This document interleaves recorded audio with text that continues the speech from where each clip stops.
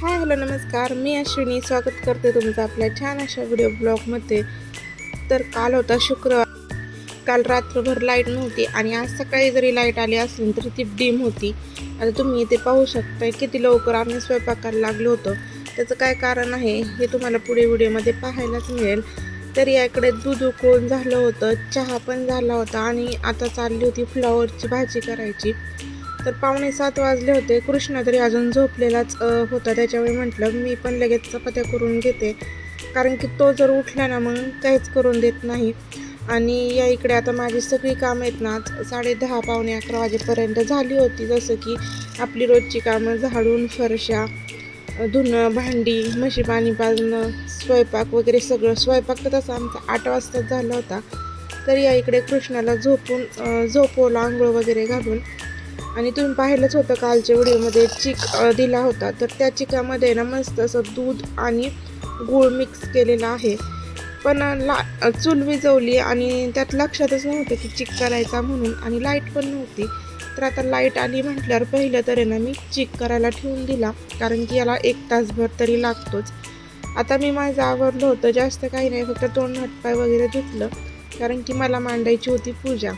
आजचा पहिलाच शुक्रवार असल्यामुळे कसं आहे ना, सगळी जमवाजमव करायची होती.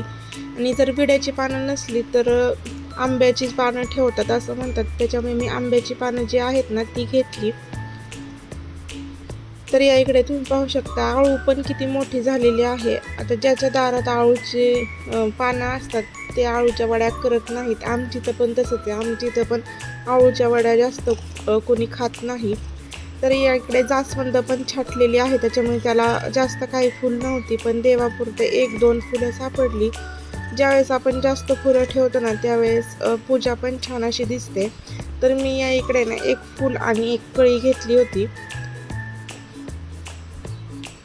दारामागच जी मका लावलेली आहे ना त्याला कडेने सगळं नेट लावले, कारण की कसं होतं ना, ज्या कोंबड्या आहेत ना त्या मका उकरायला जातात, त्याच्यामुळे कडेने सगळी नेट लावली.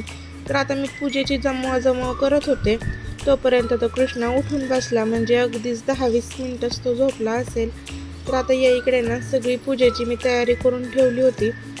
तर म्हटलं कृष्णा तर काही झोपणार नाही, तर पूजा मांडूनच घ्यावी. तो तरी शांत बसत होता. म्हणजे घरात कोणी नसलं ना की तो शांत बसतो, बाहेर वगैरे जात नाही.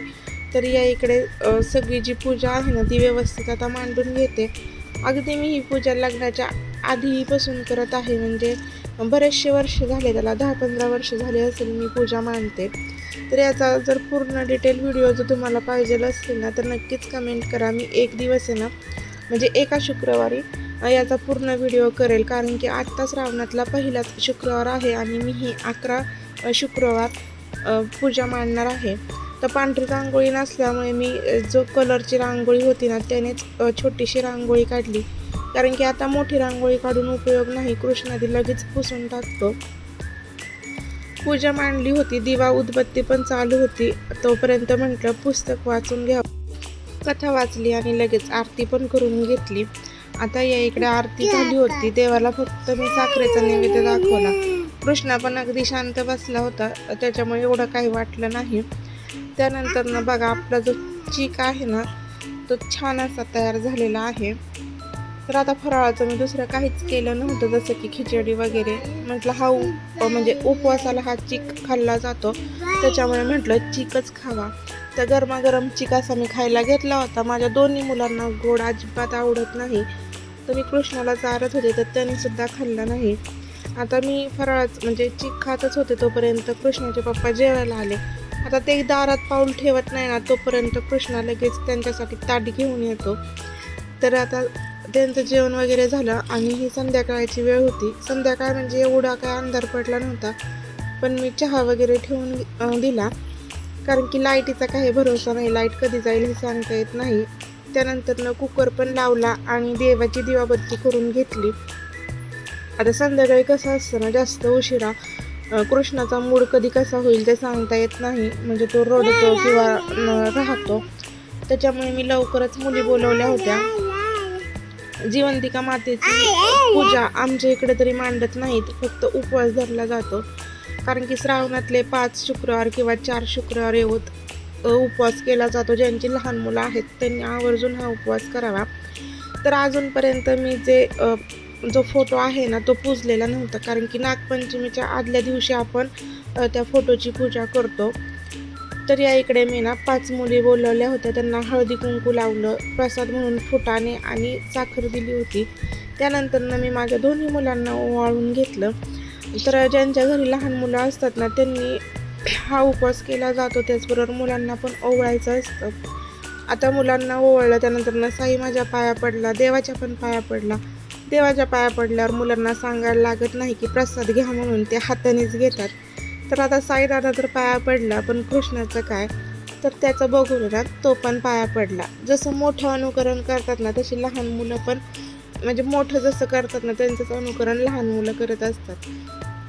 तर आता मी स्वयंपाकामध्ये भज्याची आमटी केली होती. तर देवाला नैवेद्य दाखवण्यासाठी मी साखर, भात, भजी आणि कुरडई पापडी असा नैवेद्य ठेवला होता. कारण की कसं असतं ना, भाकरीचा नैवेद्य देवाला म्हणजे दाखवायला बरोबर वाटत नाही, आणि आमच्या इथे संध्याकाळी कंपल्सरी भाकरीच असतात. तर या इकडे माझ्या 2 पद्धतीने भाजी करून झालती. आमच्या इकडे पातळ भाजीला कालवण म्हणतात, पण माझ्या तोंडात भाजी असंच असतं.